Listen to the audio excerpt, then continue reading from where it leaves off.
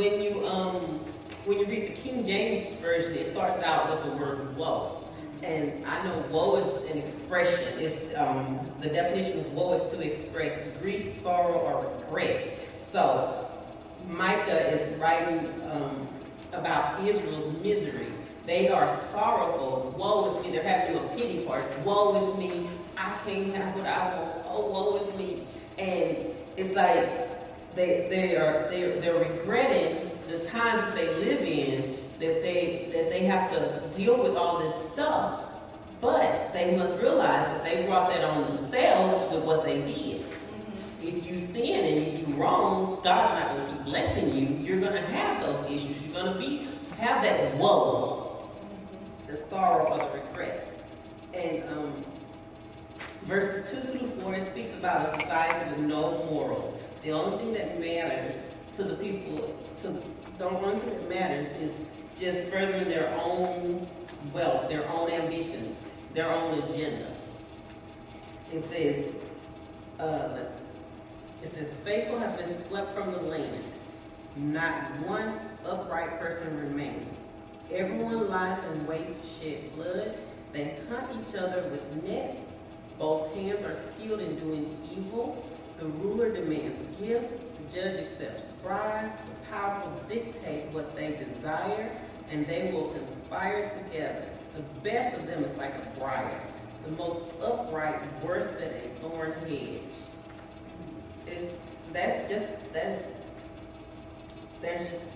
That part right there is speaking of a society where there's nothing good about it.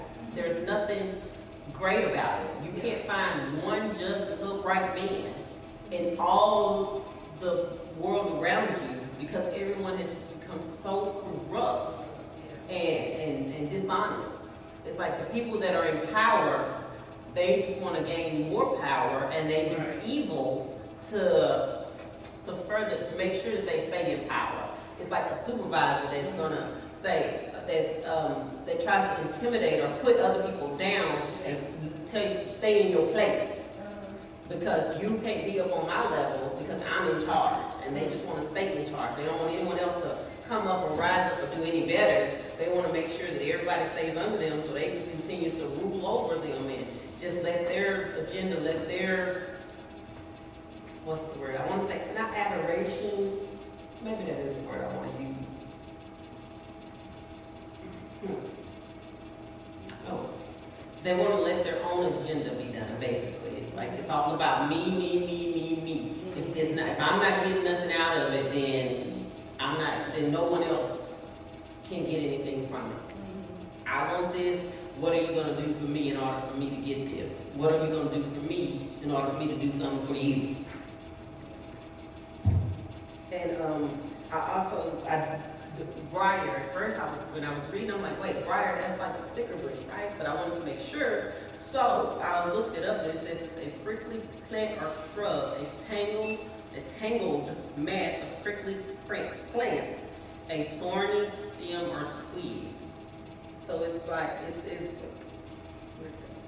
the best of them, the best person you could find in this society, in this nation, was like a briar. And that's a briar is, you know, the sticky bushes that you walk by and they grab your clothes and they snatch you, they cut you. Nobody wants to be around a briar. No one wants to be around a thorn hedge. It's like, nobody wants to do that. Right. Okay. Yeah. Let's keep right on with it. Oh, a thorn hedge also, because it says that the most upright is worse than a thorn hedge. So the best person he could find was a person that was worse, their attributes and personalities and actions was worse than a thorn hedge. And a thorn hedge is a whole bunch of thorny or prickly bushes together. Mm-hmm. You know, like in the Sleeping Beauty, when she goes into her sleep, how the castle is surrounded by the thorny, it's just thorns and branches grow up everywhere, and can't nobody get in without getting themselves hurt. Like that. Okay, and verse 5 and 6 speaks about not being able to trust anyone, not even your spouse, the very person that you should be able to trust, the very people in your own home you cannot trust, because you know And if you watch the news and you see the things that are going on right now, it's like you see sons killing their fathers, daughters killing their mothers, and daughter-in-laws murdering, especially if you watch Investigation Discovery. It's called Evil-in-Laws. That's a good show. And you see it happens, and these shows that's on that channel is based on things that actually happen. And you see that a daughter-in-law used to be your daughter-in-law. You don't like your mother-in-law, you just don't invite her to your house. Now they invite them over and try and murder them. Or they do murder them. And it's, let's see, 5 and 6. It says, do not trust your neighbor, place no confidence in a friend. What is like, I know, what is the world, what has the world come to when you can't trust your neighbor, you can't trust somebody that you call your friend, oh, this is my friend. So what happens when you can't trust your friend? Who do you trust? Who can you trust? If you can't trust the people that promise to be there for you and with you at all times, who can you trust? It's you can't even trust the very person that lays down in the bed next to you. Watching your videos. Watching. No, that is a good question. It's like if you can't trust the person that promised to love, honor, and cherish you when they stood up before your family and God, then who can you trust? Who can you put your faith in? Yeah. Nobody but God.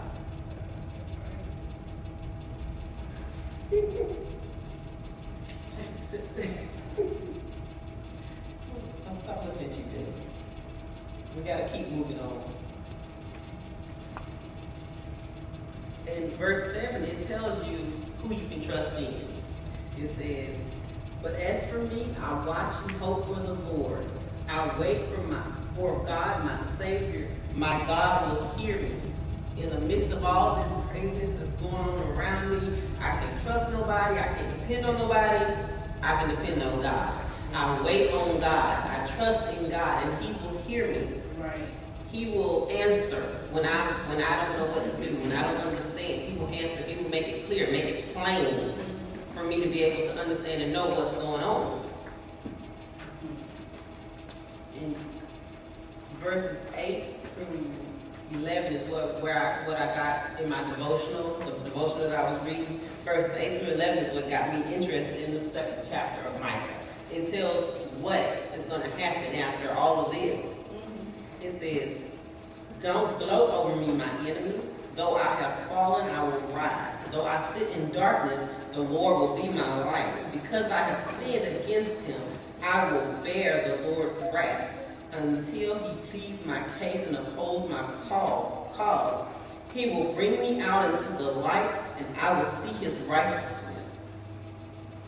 It's like, I may be down now, but don't gloat on me. Don't continue to further put me down and put more trash and more naysaying upon me, because I know I deserve where I'm at right now. It's like when just like when your children do wrong, you have to punish them. Right. They deserve it, but you're not going to always keep punishing them. Right. And that's what these verses right here, that's what I got from these verses. It's like, I did wrong. I understand I did wrong. I know I did wrong. So I'm going to accept my punishment. I'm going to accept what God has allowed. I'm going to accept what God is doing, because eventually He won't hold his anger and His wrath against me always. And if you look further down in chapter 7 in verses, where is it?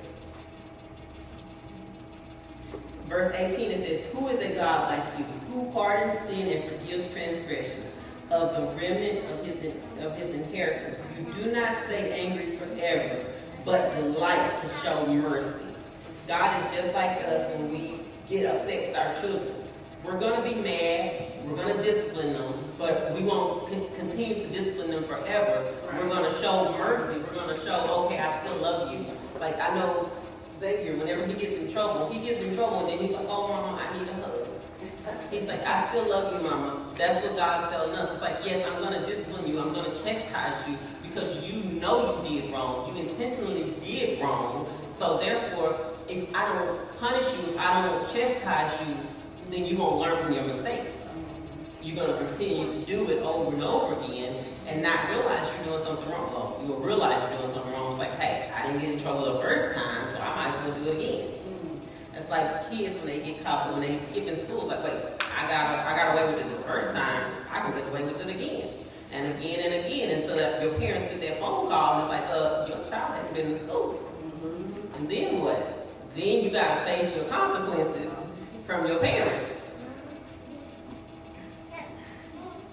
And let's see, where am I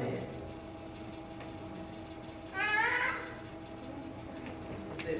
After you have accepted, after you've acknowledged you did wrong, and you accept God's punishment, then He's going to bring you out, and He's going to show your enemy that, hey, she was down, but she's not going to stay down because that's my child. I'm going to bring my child back up. It says, my enemy will see it and will be covered in shame and covered with shame. She who said to me, where is the Lord your God?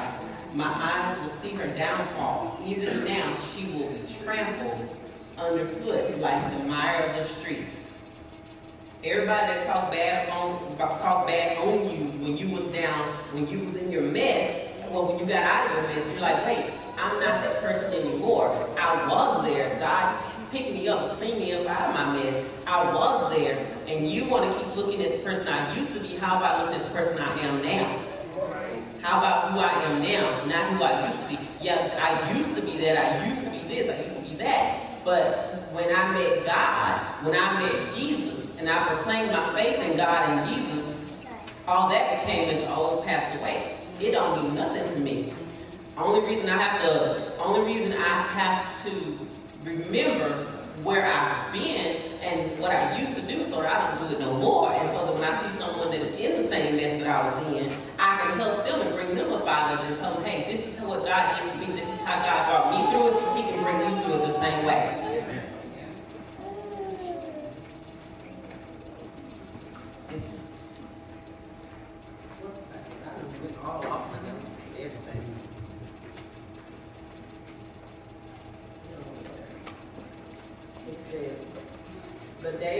The day will come to build your walls. The day for building your walls will come. The day for extending your boundaries will come. You've been through everything.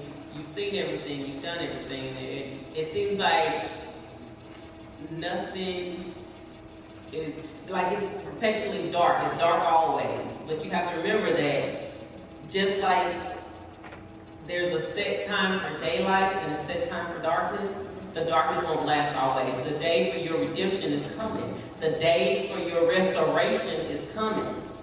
Because when Job was going through everything, everybody said, oh, you curse God and die. You ain't never going to get over this. It's always going to be like this. And it's like, no. The day will come when my God will restore everything that I had plus some. Because I know that I have been faithful and kept my trust in Him through all things. Even when it was hard, when it seemed like that everything was too much to bear. You still kept faith in God. You still kept your trust in Him. And He will acknowledge that. He will show that. And He won't do it just in private. He will do it in public so everybody can see that, hey, this person, she was down, she had everything, and she lost everything, and look, I restored everything to her plus. Because she has continued to show faith and trust in me when it seemed impossible, when it seemed like you couldn't do nothing. You continue to just trust in God and continue to cry out to Him and say, Lord. And how many of y'all know when you call your parents' name, when your kids call your name, sometimes you don't want to hear it. And I know Xavier, he's like, Mama, Mama, Mom, Mom, Mom. Eventually you're going to say, what?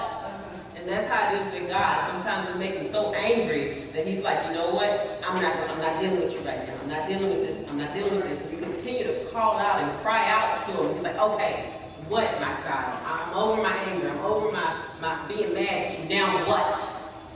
And when He says what, you tell Him what you want, what you need, and tell Him how sorry you is. And He's like, it's all right, baby. I still love you. Just how you tell your children, I still love you. Now, look, that's all 11 of my verses. But we got homework. How many of y'all have y'all paper? I have a question. If I have to study, y'all got to study too. While I was going through the lesson, did anybody try and write down any of the answers?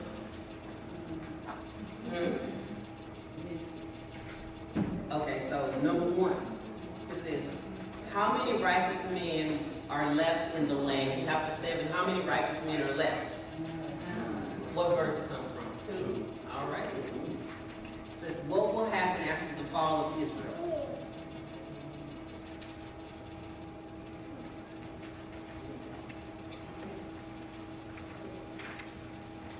Okay, my answer is that it will rise again after it has fallen and God has dealt with it.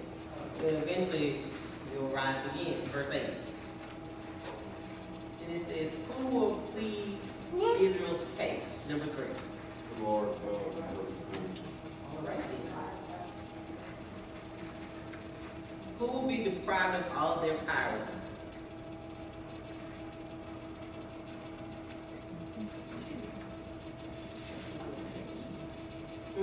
Did it say which version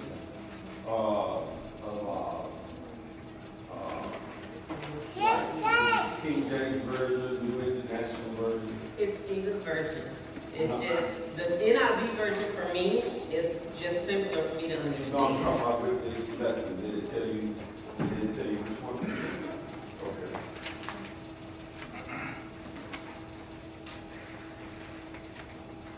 God will plead the case of Israel. After he has, where'd it go? I have it right here. We already did that one. You don't remember before y'all said the Lord God. Oh, who will be deprived of all their power? Right.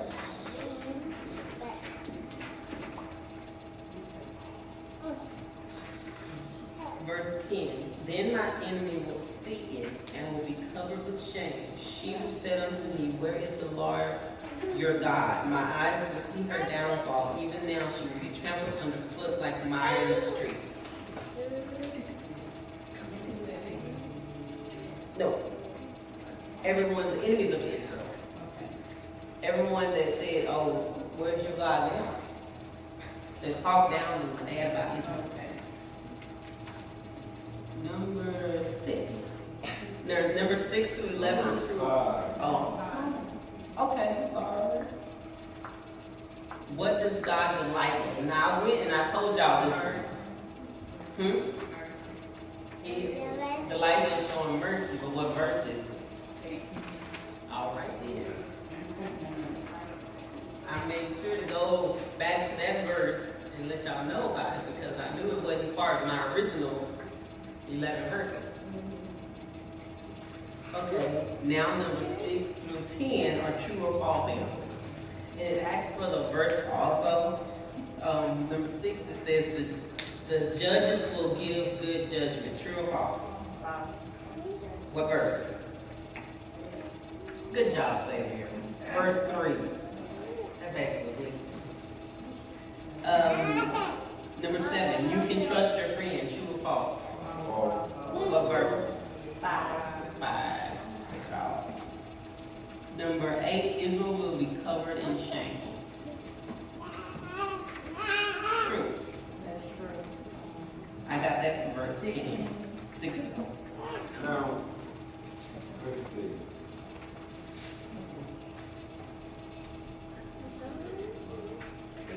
I'm sorry. No. Right. That's false. Right. I told y'all the wrong thing. The enemies will be covered in shame, not Israel, because Micah is talking about Israel rising again after going through captivity and everything. So the answer would be false. False, verse 10. Verse 10. Yes.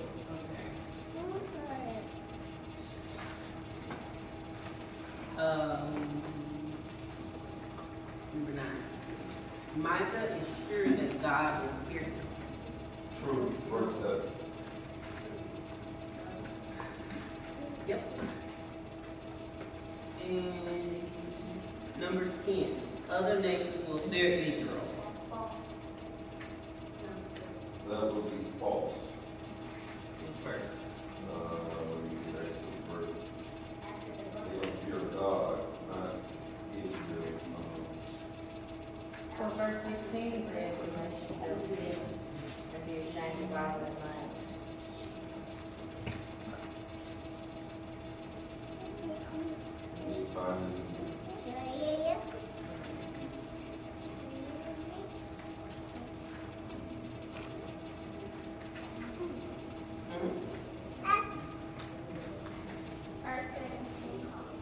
Verse 17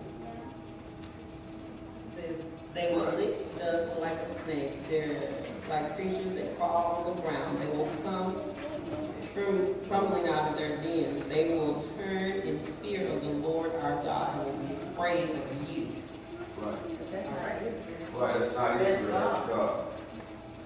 It says they will turn in fear of our God and be afraid of you. Who's the you? Sure, fear because of the, okay. Yeah, I'll see what you're saying, but that's true. All right. It really can go both ways. I know. They will fear God and they will fear. Because they both know, actually, it says, they shall lick the dust, so it's going to be false. They shall lick the dust like a serpent. They shall move out of their holes like worms of the earth. They shall be afraid of the Lord our God and shall fear because of thee. So the question is, all other nations will fear Israel, so it's false. They're going to fear God. Right. So it's false. So who is the thee? Well, They're going to fear God because of what he did. because of thee. Right. But they're going to fear God. Mm-hmm. So the answer is going to be false, verse 17.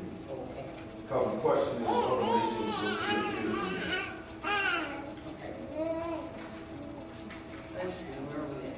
Well, number 11 through 15 are yes and no answers to the also one verse. It says, was the day that God was going to visit them going to be a good day? No, verse 4. Okay. Somebody else got to start answering besides Pastor Banks. You can't monopolize all the answers. This is everybody's thing. It's number 12.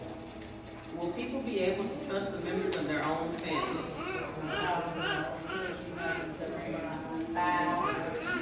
No, verse 6. It started at 5. So there's only one verse. A man's enemies are in his own household. What is the question? They will not be able to trust their own family. Number 6. So it'll be verse 6. Yes. Number 13. When Israel fall, will others question where is their God? Verse 10. Yes, because it says everyone that questions where is your God now, he will put them to shame. Where am I at? Number 14. Will God show Israel wonders once again?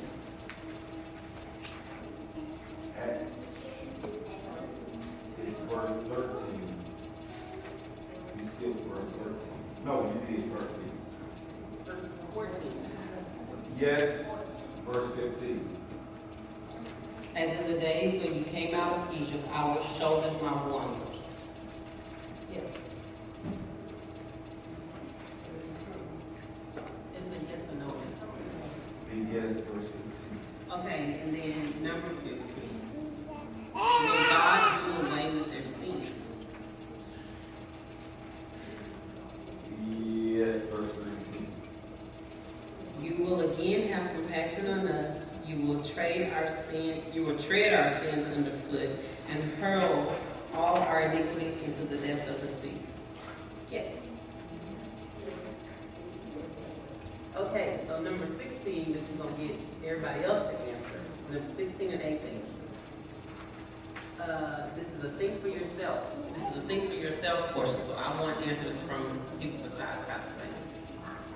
It says, what is the main theme of this chapter, and why do you think it is so?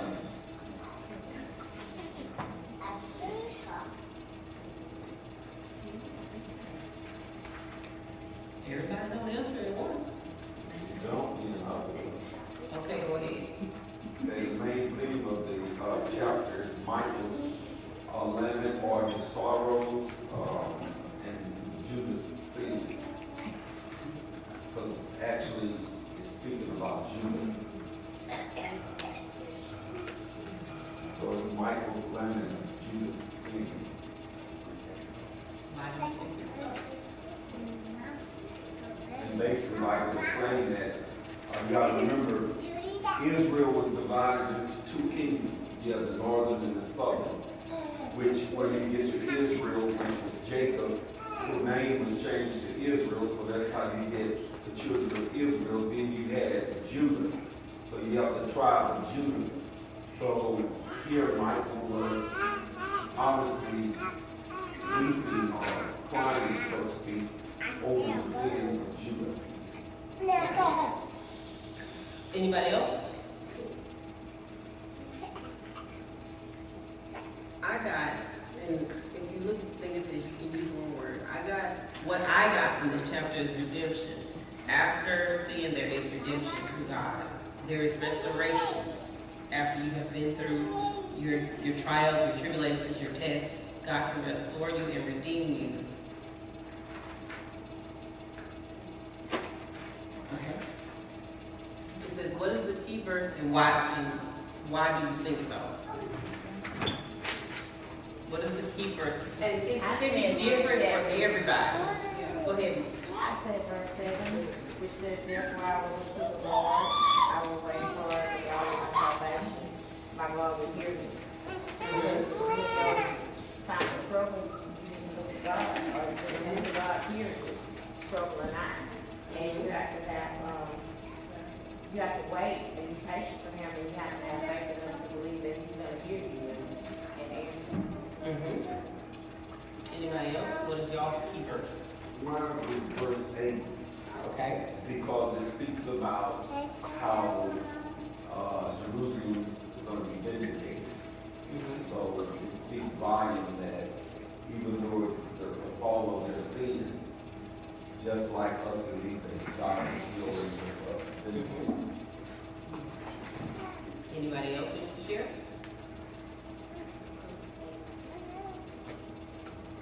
I like verse 9 myself because it is taking responsibility and accepting that you have done wrong. Because that's, I think that a lot of times people don't wish to take responsibility for what they've done. Oh, it's not my fault. Making an excuse for everything is not my fault. It's not my fault. But when you take responsibility and say, yes, I did it. It was my fault. I chose to do it. And now I'm going to accept the consequences of my actions.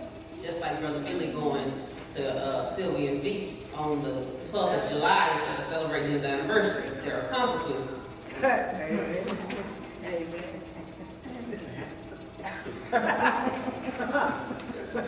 Okay. So, number 18, what did you learn? I said, what I learned is that God, basically just reiterating, God gives us pretty much, well, we have free will. And when we do things that are not in His will, that are considered to be sin. And so we are chastised for our sin by God, our Father. But after the chastisement, He also not only just chastises us so that we can understand that if it's not right, He forgives us. He doesn't hold it, hold us hostage to the wrongdoing.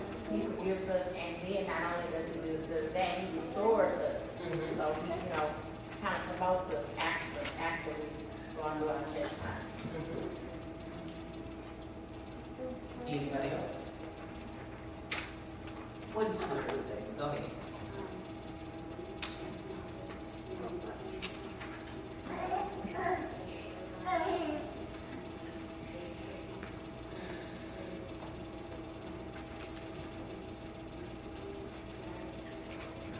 Okay. All right. Thank you. I can't translate. Anybody else wish to share what they learned?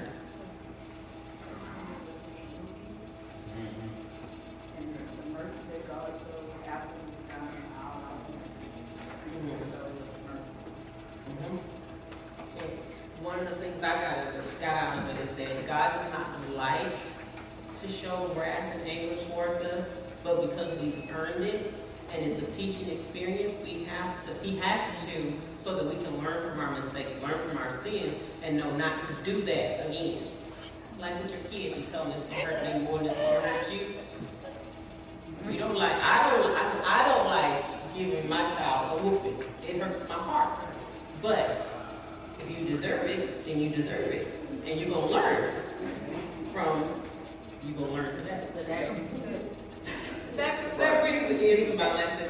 The last 4 questions is for further study. If you wish to go deeper into studying into Micah, you can, and you can answer those questions and have it for yourself. I will.